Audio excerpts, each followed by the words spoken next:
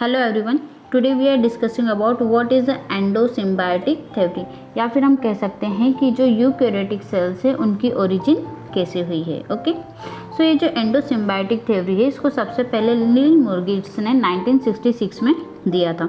इन्होंने बताया था कि सबसे पहले नेचर में जो है वो प्रोकैरियोटिक सेल्स ही आई थी और यूकैरियोटिक नाम की कोई भी सेल नहीं थी, है ना। और ये थ्योरी जो है वो ये एक्सप्लेन करती है कि कैसे प्रोकैरियोटिक सेल्स ही इवॉल्व होकर यूकैरियोटिक सेल्स का फॉर्मेशन करती है या उन्होंने किया।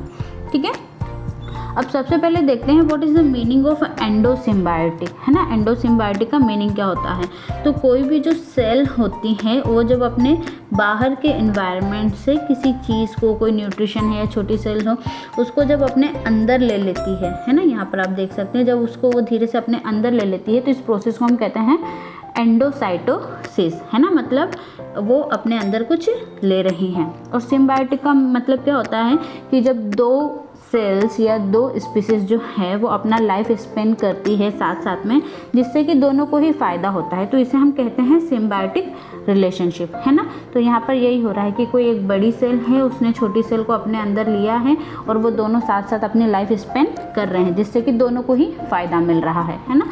तो इसीलिए इसका नाम है एंडोसिम्बायोटिक थ्योरी। ओके, अब इसमें हो क्या रहा है ना, ये थ्योरी कह क्या रही हैं। तो क्या हुआ था कि सबसे पहले billion years ago prokaryotic cells ही है जो पहले नेचर में आई थी और बहुत टाइम तक प्रोकैरियोटिक सेल्स ही नेचर में रही। बट क्या हुआ कि जो प्रोकैरियोटिक सेल्स थी उनका भी साइज़ में वेरिएशन था, कोई सी छोटी थी कोई सी बड़ी थी, है ना।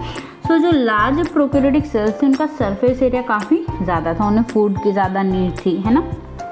तो उन्होंने क्या किया कि जो लार्ज प्रोकैरियोटिक सेल्स थी उन्होंने धीरे धीरे अपनी जो मेम्ब्रेन होती है, प्लाज्मा मेम्ब्रेन, उसको धीरे धीरे इनफोल्ड करना स्टार्ट कर दिया, अंदर की साइड उन्हें मोड़ना शुरू कर दिया। और इस तरीके से उन्होंने सबसे पहले न्यूक्लियस का फॉर्मेशन किया, है ना। उनका जो भी जेनेटिक मटेरियल था उसको उन्होंने न्यूक्लियस के अंदर रख दिया।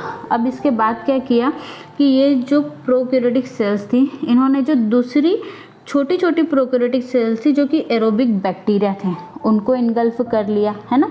अब उसको इन्होंने इनगल्फ तो किया पर ये उसे डाइजेस्ट नहीं कर पाए, है ना। इनगल्फ किया था एज अ फूड, लेकिन वो उसे डाइजेस्ट नहीं कर पाए और वो जो छोटी सेल्स थी वो बड़ी सेल के अंदर ही रहने लगी, है ना।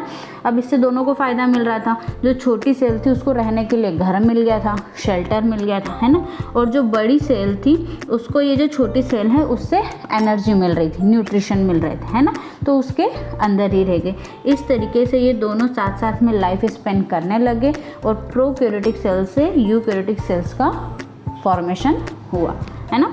ऐसा माना जाता है कि जो लार्ज प्रोकैरियोटिक सेल्स थी उसने जिस एरोबिक बैक्टीरिया को इनगल्फ किया था वो आगे जाके माइटोकॉन्ड्रिया बन गया और साइनोबैक्टीरिया को उसने जो इनगल्फ किया था वो आगे जाके क्लोरोप्लास्ट हो गया। ठीक है, तो ब्रीफ में अगर समझा जाए तो लार्ज प्रोकैरियोटिक सेल्स ने स्मॉल एरोबिक बैक्टीरिया या साइनोबैक्टीरिया को इनगल्फ किया और वो ये जो दो बैक्टीरिया थे इसके अंदर ही सिम्बायोटिक रिलेशनशिप में रहने लगे और इस तरीके से यूकैरियोटिक सेल्स की ओरिजिन हुई। वीडियो अच्छी लगी है तो लाइक कीजिए और चैनल को सब्सक्राइब कर लीजिए। Thank you.